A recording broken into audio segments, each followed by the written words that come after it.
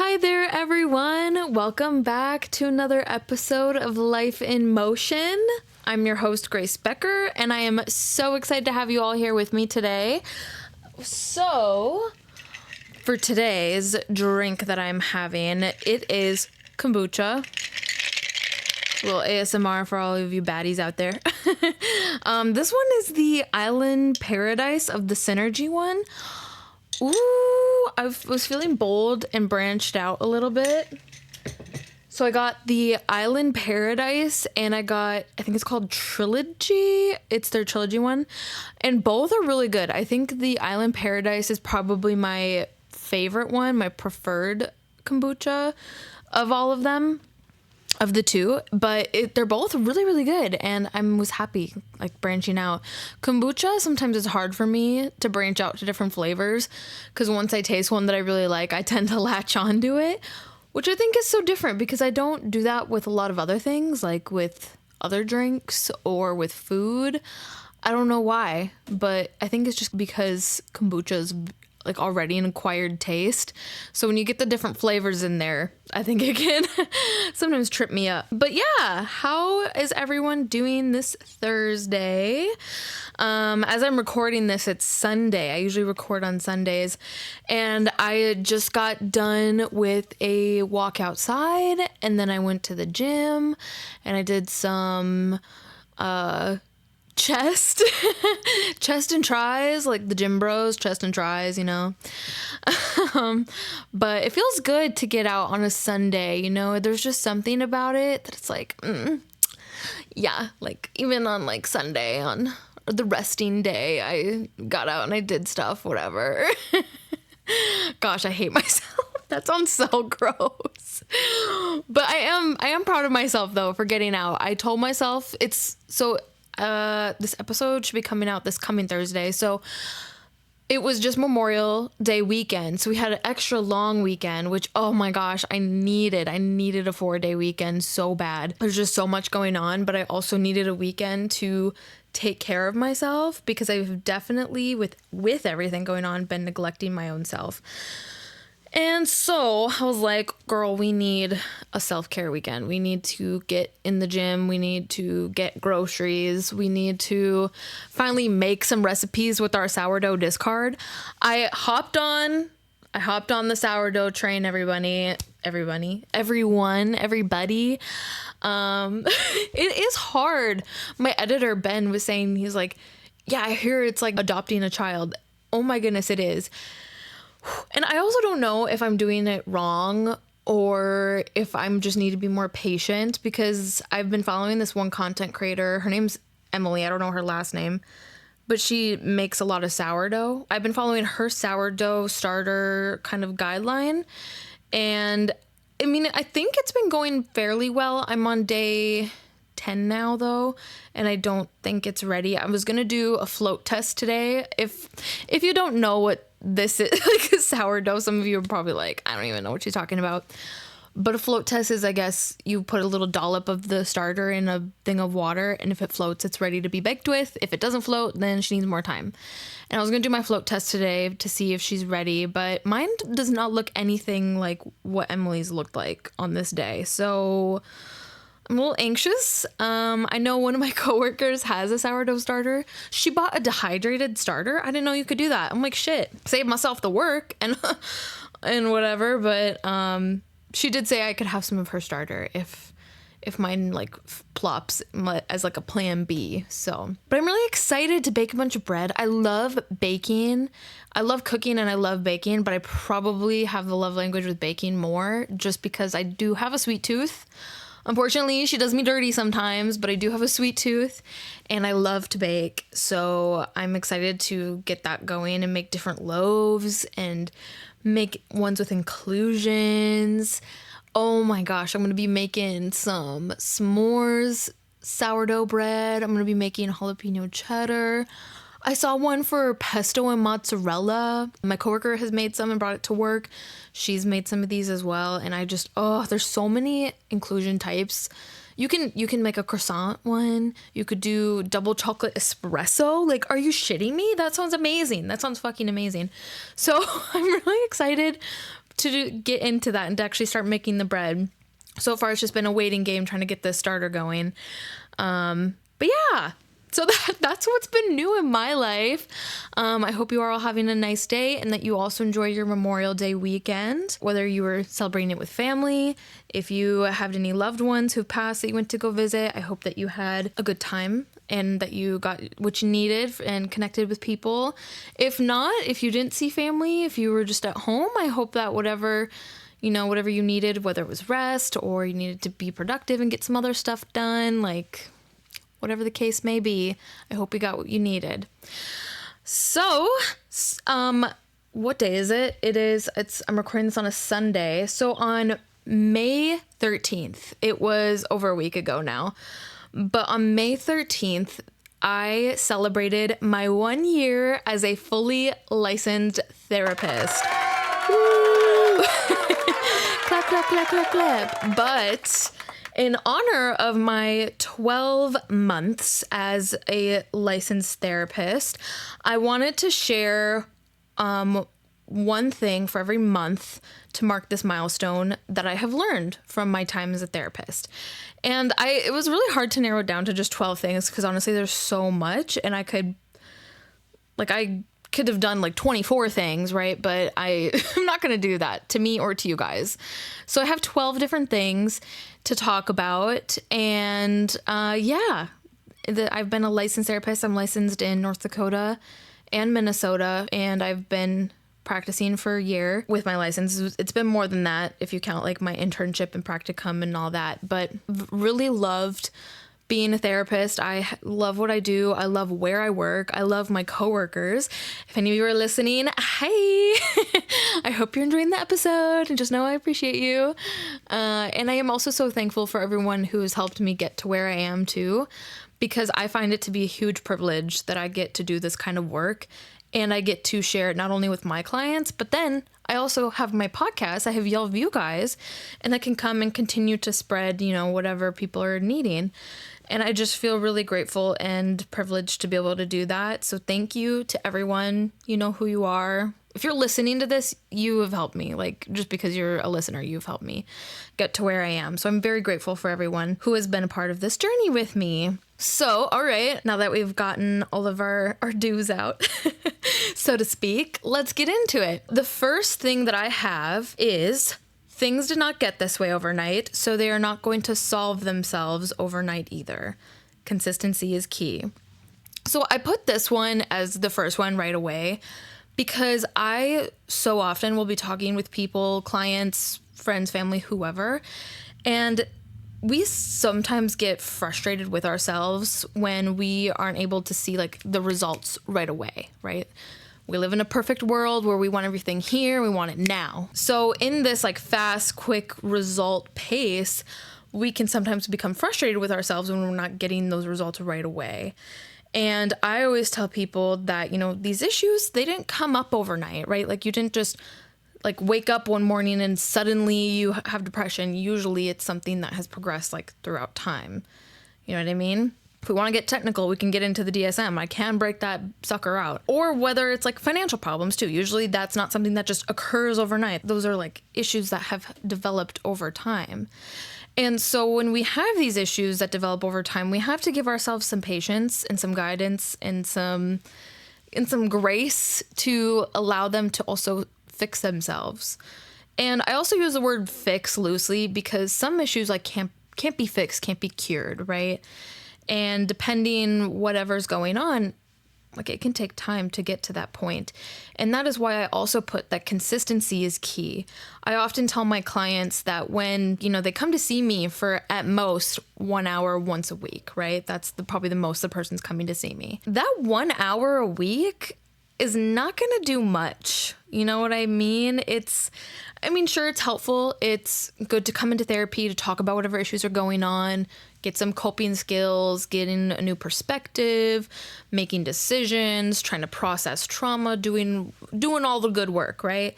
So I'm not saying therapy's not helpful and that there's no purpose to therapy. There is a purpose to therapy, and therapy is so great. Recommend it to everyone. What I'm trying to say is that if you are expecting all of your quote unquote problems to be solved in that 1 hour in your session, that's not going to happen. You have to be consistently doing it yourself, doing the work that you've learned in therapy in the real world, because that is when you're going to see the progress. You don't go to the gym and go do like lift some weights for an hour, expect to walk out like all beefed up, do ya? If you do, then we gotta adjust some expectations. But it's the same here, right? Like you go to the gym, and if you're consistent, if you're going often and you're doing all the things you need to be doing, getting the nutrients you need, the movement and all the good stuff, right? Then that's when you will see your results. But it takes time, and there takes consistency. So consistency is key, and also things didn't get this way overnight, so they're not going to solve themselves overnight either. Okay, number 2. So this one is things change around you when things change inside of you. And I put this one because so many times when I've worked with families, when I have worked with couples, individuals, whatever the case is, often I have heard, oh, well, if only like my kids would listen to me and they would do the things I'm asking them to do. Or if only my partner, if my spouse would try and hear me out on my perspective, like they're being so stubborn, like if they would change, things would be so much better. Or people will be talking about just like circumstances in their life, right? If my work would change, if the work environment would change, if my parents would change, if my friend would change, if all these other factors outside of myself would change, things would be so much better for me. And the hard thing with that is that we cannot control other people, right? We cannot control what people do, what people say. And because we can't control them, sometimes that can lead to feeling frustration, right? Because I agree, it would definitely help our mental health if people and factors and our environments around us were also positive and productive, right? And if it's not just us putting in all the work, I totally understand that. And as much as I understand it, does not change the fact that we cannot control certain factors. Certain things we can control, right? Like we can set boundaries with people. We can, state our feelings. We can state the facts. We can give our fair requests and all those good things, right? Because those are things that we have control over. We can control ourselves. We can control the things we do, the things we say, the way we react, and all of those lovely things. And the reason I love this one is because I often tell people that when things change inside of you, aka once you learn how to effectively communicate, once you learn how to regulate your emotions, once you learn how to cope with, traumatic or disturbing events, all these beautiful things, right, that life loves to throw at us. Once you learn how to control the things that you can, you will notice that things around you start to change as well. The universe, the people, whatever you want to call it, in our life, it tends to reciprocate back. And I don't necessarily mean like, oh, if you start asking your coworker how their day is going, they're going to start asking you how your day is going. Yes, that does happen. And yes, like that is pretty common, right? If you learn how to effectively communicate and you're doing that to your parent or your spouse or whoever, often they will reciprocate that back through some work of their own as well. Because, if you never learned how to properly communicate, or to regulate your emotions, whatever the case may be, it's going to be more challenging. And I also mean that once you work on the things inside of you, such as setting boundaries, you will notice things around you are also starting to change for the better. Because if you learn how to, in this example of setting boundaries, learn how to tell work no when they ask you to take on this project, or you learn to cut off that toxic, situationship, or you finally drop that one friend that wasn't really a friend, they weren't checking in with you and seeing how you were doing. Once you can do those things, you will notice like, oh my God, like things around me are changing. I don't have these toxic people around me. I'm not overworked. I'm not overwhelmed.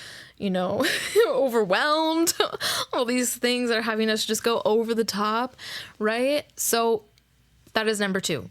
When things change inside of you, things change around you. And it's very, very true. And it's kind of one of those, I don't know if any of you have ever gone on a weight loss journey or like trying to like build muscle or anything like that. But I know I have. And one of the things I would often see when I was researching like diet and exercise movements and like the mindset and all that stuff is not infamous, but just the famous of like, you will notice a difference in the first 2 weeks, and then other people will notice in 2 months, and then you'll have like a lifestyle change in 2 years. I don't know if any of you have ever seen stuff like that, but honestly, like, that is true. And the same applies to this, right? You will probably be the first person to notice the change. Then other people will notice the change. And then eventually it's just going to become habit for you. And you're doing it without even really recognizing or having to really concentrate and focus on using those skills, right? It'll just become verbatim for you. Okay, number 3, you do not have to be perfect to be loved. Whether it was something from your past, like your relationship with your parents or your caregiver, or it was a past relationship, or maybe it's the relationship you have with yourself and your own self-worth and self-esteem. There are people out here who believe that they have to do something in order to be loved, that they have to be perfect in order to be loved by someone. But I'm here to burst your bubble, because if your goal is to be perfect and then finally someone will love you, that is an unrealistic goal, and it's not going to happen. Because you are human, you are therefore have built-in imperfections. And that's what makes us, beautiful and unique, right? And that's kind of can take a pressure off, I guess, is how I feel about it. It takes pressure off of me knowing that, you know what, Grace, you're not perfect. And sometimes you're going to mess up and you're going to make a mistake. How you go about that mistake says a lot more about a person's character. And I also am able to know that, you know what, I don't have to be perfect. I don't have to tiptoe around a person in order to receive their love. And if you feel that you have to be tiptoeing, walking on eggshells around somebody, or giving them a certain output in order to receive their care and affection, might want to look into some resources, look at your relationship as a whole, because that is toxic and that can be abusive and manipulative and gaslighting and all of these words. And it's not okay, because you deserve someone to love you for who you are, imperfections included. And that doesn't mean that you have the right to, go like talk crap to somebody, whether it's a partner, family, friend, whatever. This is not just intimate relationships, but it doesn't excuse you from, oh, well, I'm imperfect, might as well just like be an asshole or say what's on my mind. No, you still have to like talk effectively, right? Communicate effectively and all these things, and be respectful as you can. And also understand you're not always going to be able to do that, and that's okay. And a person who truly does love and care for you is going to be there for you through those times when you are imperfect. So that was number 3. You do not have to be perfect to be loved. Number 4, feelings are not facts, although sometimes they really do feel like it, right? And to go with this one, right? I think back to things that I've personally gone through, like feeling really depressed, feeling anxious, trauma, and feeling in the moment hopeless, or feeling overwhelmed and out of control, and different things like that, feeling lost and confused. And although it's hard to see at that exact moment when you are going through those emotions, just know that just because you are feeling hopeless does not mean that things are hopeless. Just because you're feeling lost and confused doesn't mean that you're not going to find your way. You absolutely can. And my encouragement is to not get so hung up on the feelings of it and making our feelings feel like facts, because they're not facts. Your feelings are valid. You're entitled to your feelings, and just because they are your feelings, like just that, because they are your feelings, they are valid. You are allowed to feel hopeless. You are allowed to feel depressed, anxious, angry, whatever the case may be. Your feelings are valid, but they are not facts. And it does not always excuse your actions, right? Because those are not always valid. And so remembering too that, just because you may be feeling this way in this moment, with, like we were saying the first one, things don't get this way overnight. They're not going to solve themselves overnight. With consistency and actually working on your issues, it'll start to feel like less and less of a burden. if that makes sense. So that's number 4. There's another point down here that kind of speaks on that a little bit more, or that goes with it, that pairs with it really well. And we'll talk about that more. But that was number 4. Feelings are not facts. Number 5, listen to understand, not to respond. Oh my goodness. I have some people that I would like to dedicate this one to. No, I'm just kidding. I do. I really do have people I want to be like, I was thinking of you when I was writing this one. But I'm not going to name any names. We're not going to name drop around here. We don't do that unless it's good things. Because why take up the energy to spread hate, right? When you could spread positivity and kindness. But listen to understand, not to respond. And I feel very passionately about this one, not only from my personal life, but just I see a lot of people, I've worked with a lot of people who struggle with this, right? We all have our own perspective on a situation. And we are entitled to share this perspective as long as we are, again, we want to try and do it in a non-judgmental way that avoids attacking another person. Because if we do that, then the other person gets defensive. And defensive people are lousy listeners, so they're not going to listen to your perspective. And you're just going to become really more frustrated and you're going to attack them more. And then they're getting defensive and they have their own perspective. So they're probably going to attack you back. And then you're getting defensive and then you're not listening to them. And we just have 2 people out here who are just like clashing, who are not meshing because they're listening to respond, not to understand. Think about it. Next time you're having a conversation with somebody, I encourage you to take a moment to be mindful and ask yourself, okay, as this person is talking, am I just listening to respond? And you'll know if you're listening to respond because you want to ask yourself, or you'll notice within your thoughts, you're probably thinking about what you want to say next to that person. As they are speaking, you're probably like, oh yeah, like that reminds me of this that I had, or, oh yeah, I had a question about that. You know what I'm saying? Like you're not actively listening to that person. Listening to understand is a much different approach. And listening to understand is always going to be a more productive way of communicating and helping another person to feel validated, helping another person to feel heard. And there is always going to be a chance for you to share your perspective as well, right? Both sides can share their perspective and still be heard and understood, right? You can accept something, you don't have to agree with it, but you can accept it, right? And if you are wanting that other person to understand you and hear you out from your perspective, if you give them that, they're likely to reciprocate it back for you, right? Like we come back to this reciprocity thing.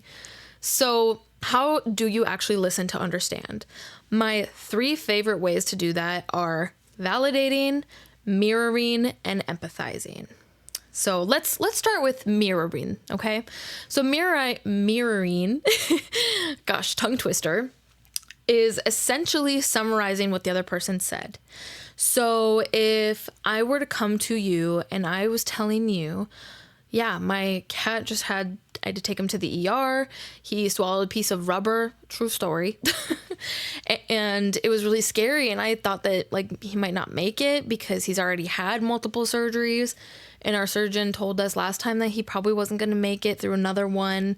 And I just like, it was really scary and anxiety inducing and horrible to go through thinking that I could have lost my pet, my little fur baby. And I say that to you. A good way to practice mirroring is to summarize back what I'm saying. Oh, I hear what you're saying. You're saying that you're feeling scared and overwhelmed because you had to bring your cat to the ER, to the emergency vet, and you had to get him to induce vomiting. And if he didn't do that, then he probably would have had to go into surgery and possibly not make it out alive from that surgery. Like, it makes sense that you're upset, right? So mirroring is basically summarizing what the other person said.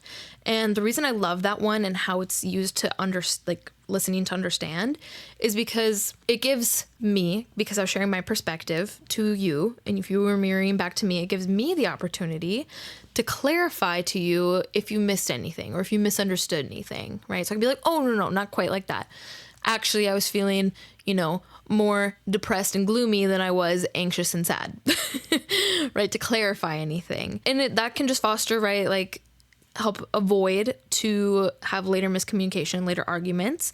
And it fosters that feeling validated, that feeling heard, right? When the person mirrors back to you, because you're like, oh yeah, holy shit, you were actually listening to me. You were listening to understand, not to respond, right?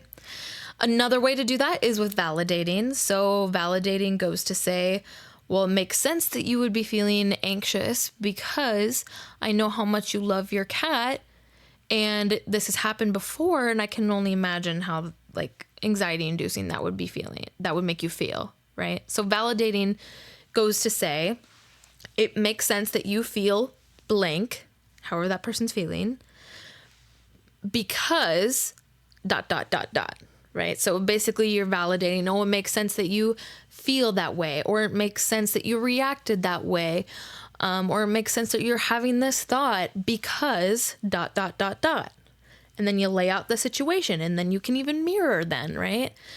You can use these in combination, absolutely. And that's what validating is. And I love that one again, because it makes a person feel respected, makes them feel validated and heard and appreciated, right?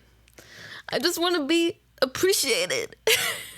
Please tell me someone out there got that one. That was a reference to a vine, I think. And the last one, empathy.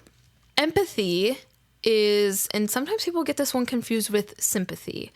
Sympathy is feeling for somebody, almost like pity, and empathy is feeling with somebody. So how to empathize with me giving that, situation I laid out for you with my cat. You could say, I imagine you are feeling sad. I imagine you are feeling confused. I imagine you are feeling numb.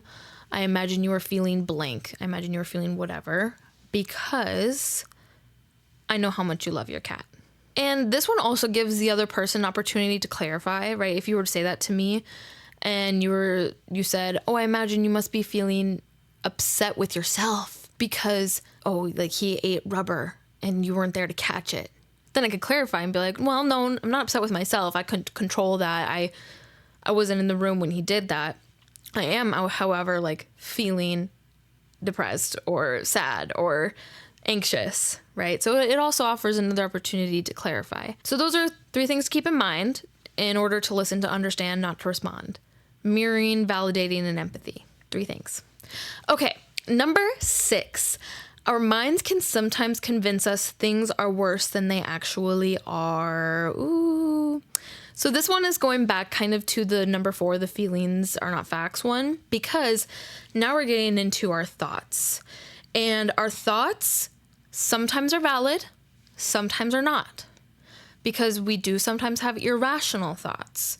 Remember that episode I did on distorted thinking types? Sometimes this is where they can creep in, right? Or we're overthinking, we're catastrophizing, we're getting into those should, shouldn't statements, black or white thinking. I don't remember if I said that one.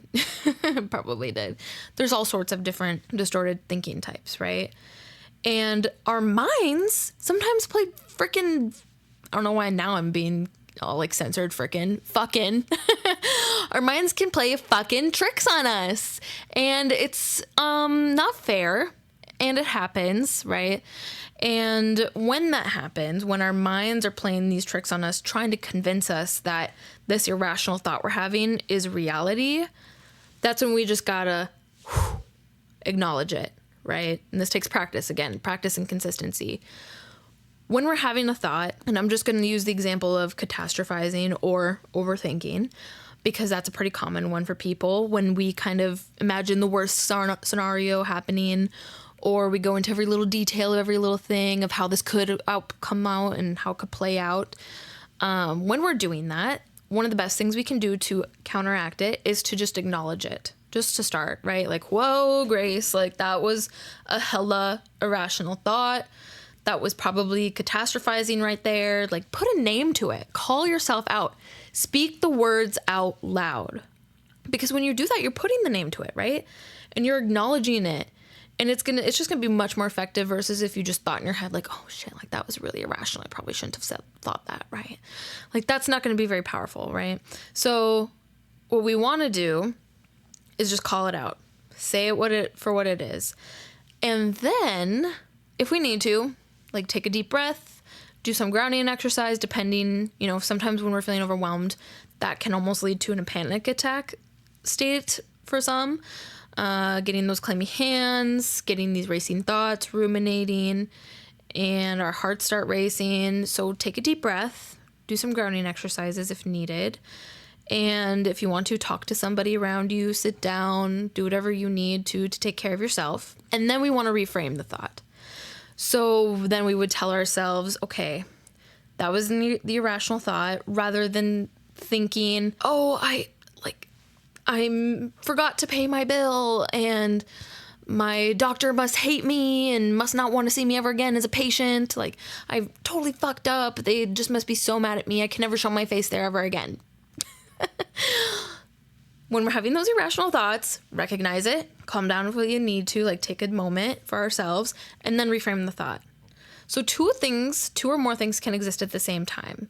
So you can both be feeling frustrated or upset with yourself for missing to pay the bill, right? So I could say, I am frustrated. I would have preferred if I had paid the bill on time. And this is probably not the first time, probably will not be the last time they've had to encounter this with the patient. What I can do, what I can control, is I can call them. I can call my doctor's office and I can tell them hey, I'm sorry I missed this payment. It's a day late. Is there any fees for this? What can I do? Can I pay it online with you? Or can I pay it over the phone with you or online, right? Then go into what you can control. Because when we get stuck in our thoughts, a lot of times we're having these irrational thoughts over things that we have no control over. Things that are in the future, all the what ifs, we have no idea how certain things are going to play out. Recognize the thought, calm yourself down, realize, okay, that was irrational. These are things I can't control, but here are things that I can do. Here are things I can control. Okay, so that was number 6. Our minds can sometimes convince us things are worse than they actually are. Number 7, people are doing the best that they can. Sometimes I have to remind myself of this one, mostly when I think I've gotten better at it, but when I was first a therapist, my first few months, and honestly, sometimes I do still struggle with it. Who am I kidding? I get frustrated, not necessarily with the other person, but almost with myself, like a client. If I'm working really hard to try and help them process, help them cope, help them with their communication, individual, couples, families, whatever the case is, right? I will get frustrated if the client seems to be struggling to understand a concept, or if it's taking them, they're just not getting it. They're still, attacking each other with their words or whatever. Not because I'm upset with them, but because I get upset with myself. And I'm like, whoa, am I not a good therapist? Am I doing something wrong? If they're not at this point where they can, where they've learned something, right? And I have to recognize, people are doing the best that they can. I truly believe that at any given moment, most people, not everyone, but most people are doing the best that they can with the experiences they've had, with their knowledge that they have, with their mood, with their feelings, with whatever that they have going on for themselves. I truly do believe that if the best that person can do that day is show up to my office and just be there and just coexist with me, that is what they need, and that is what's going to be helpful for them. If I have days where a client shows up and they are super talkative, they're talking to me about all these things that are going on in their life, and I'm able to give them a skill and they use it in the session, and then they use it in reality, and then they come back to me and they're like, oh my God, I used the skill. And I'm like, oh my God, I used the skill. Then I believe that that's them doing the best that they can. And it's not linear. Some days I have one person who is that second person I described, right, where they can do all the things. And then the other day they're just there. They're just present, right? So there's no pressure. Show up however you can, because I personally know, and I hope that we can all recognize that people are doing the best that they can, truly. Okay, number 8. Self-care is more than face masks and bubble baths. It is setting boundaries, talking with friends and family, journaling, physical movement, taking a shower, paying bills, making appointments, and so much more. I put this one because self-care gets this preconceived idea that it is a luxurious, glamorous thing, like going to the spa, taking a bubble bath, doing a face mask, drinking a glass of wine, watching our favorite show. Like, yes, that is self-care. Absolutely, 100%. And I am a stan for drinking your drinkity drink, watching your show, doing whatever you gotta do, taking that bubble bath. Like, I am here for that. And that, yes, that is self-care. And there's so much more to self-care than just those things. Self-care, like I said, it is setting boundaries with friends, with family, with work. It is talking it out with someone if you need to talk with someone. Whether there's something heavy weighing on you, or you just want to be around people and you just want to chat with them. There doesn't always have to be a pending issue going on to talk to your therapist, to talk to a friend, to talk to a family member. Sometimes what our soul needs is we just need to connect, because humans are designed to crave connection with other humans. And sometimes that's what we need, is just to connect with a person. Sometimes self-care is journaling, writing out your thoughts, writing out your feelings, writing out a experience that you had, good or bad. Sometimes it's physical movement, just getting some like movement in there, right? Like how I was saying this weekend, my Memorial weekend, I really needed some self-care. And my self-care this weekend looked like going to the gym, getting outside, getting some vitamin D, getting fresh air, groceries, packing. I've been packing up my place for my move. Going through all my clothes, like there's things I just don't wear anymore that don't fit, like getting rid of those. Self-care can be as simple as that. It doesn't have to be this orchestrated, glamorous thing. It can be very simple. It can be taking a shower, paying your bills, making those doctor's appointments. There's so many ways that you can get into self-care. And if you want to know more about that, my coworker, Christy, and I, she's been a therapist for over 20 plus years, and she's amazing. She's so cool. I wish she could be my therapist, which she kind of is, but she's really great. And her and I did an episode on boundaries and self-care. I think it was episode 2 or 3. I think it was episode 3. Her and I did an episode on that. So really good. Definitely go check that out if you want to know more and talk more about self-care. Okay, number 9, compassion fatigue is real, so take care of yourself and don't feel guilty for it. This one goes out to all my perfectionists and all of my people pleasers. I see you. People pleasers, see people pleasers.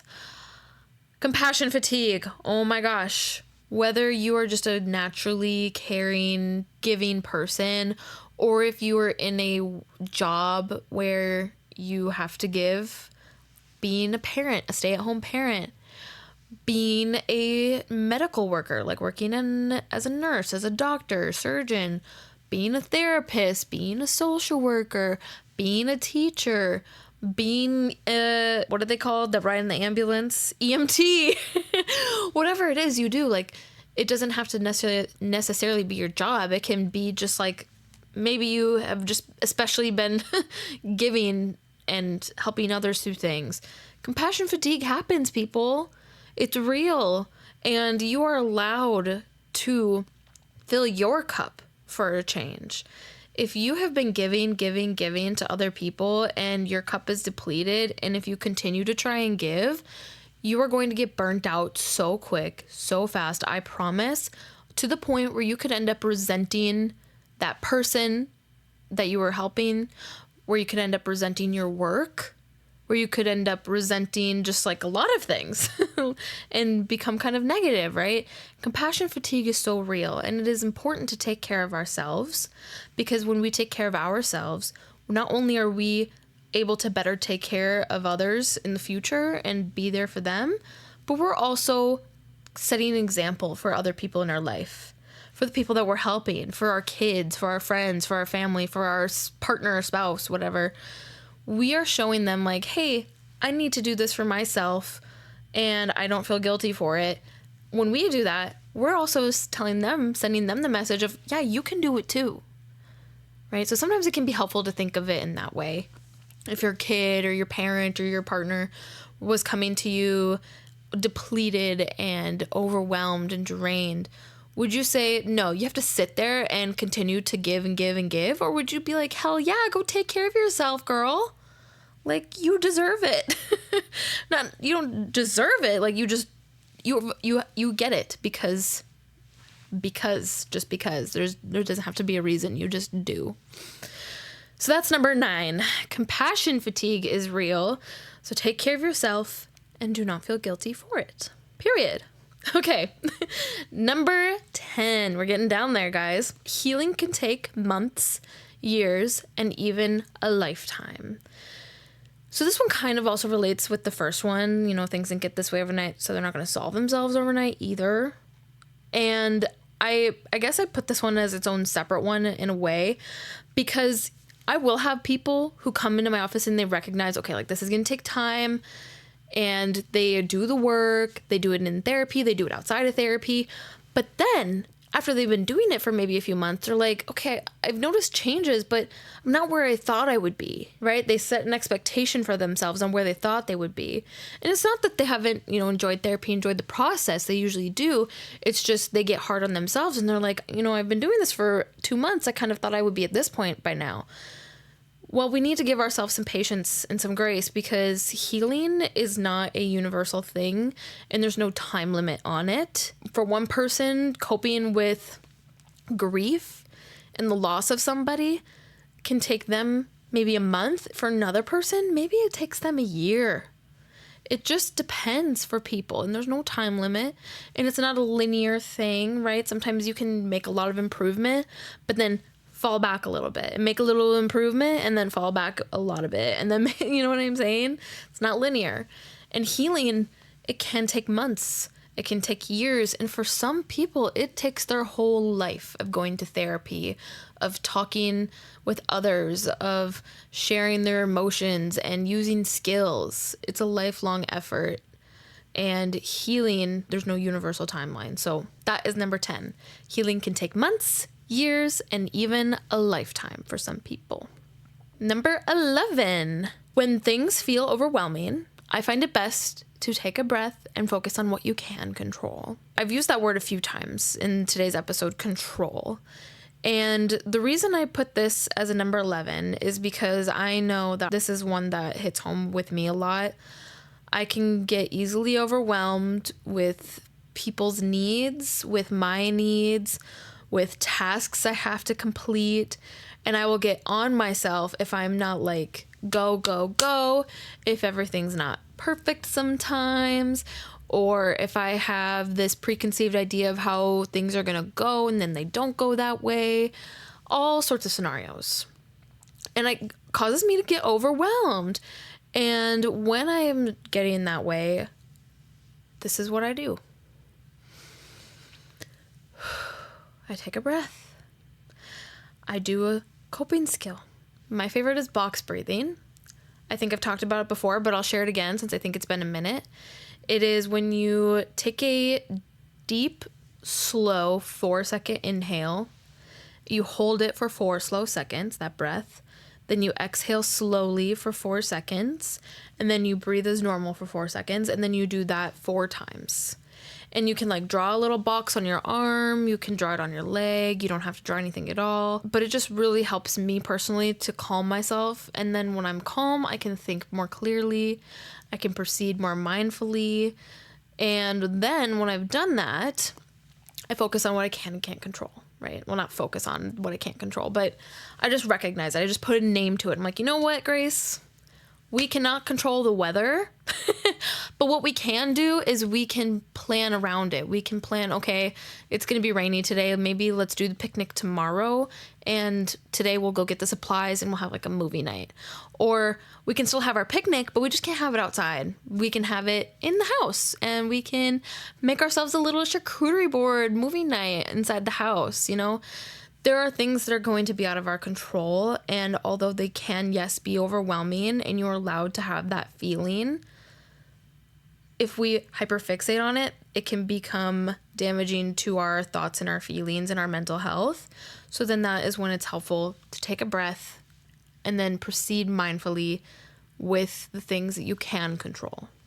So that was number 11. Last one, everybody. Oh my gosh. Oh. This one kind of gives me like the goosebumps a little bit. Number 12 is everything you want is on the other side of fear. I love that one, but I also am a little intimidated by it because fear is a great motivator. It motivates us to do something, or it motivates us to not do something, because whatever we're afraid of that could happen, or whatever situation, or, certain circumstances, or if how someone might feel about us, think about us, those things can definitely have a toll on a person, right? We will literally go out of our way to avoid something, or go out of our way to do something just to stay in our safe zone. And I am telling you, I know I said in here everything you want. Okay, that might be a little bit of a dramatic flair on that, because sometimes we don't get everything we want.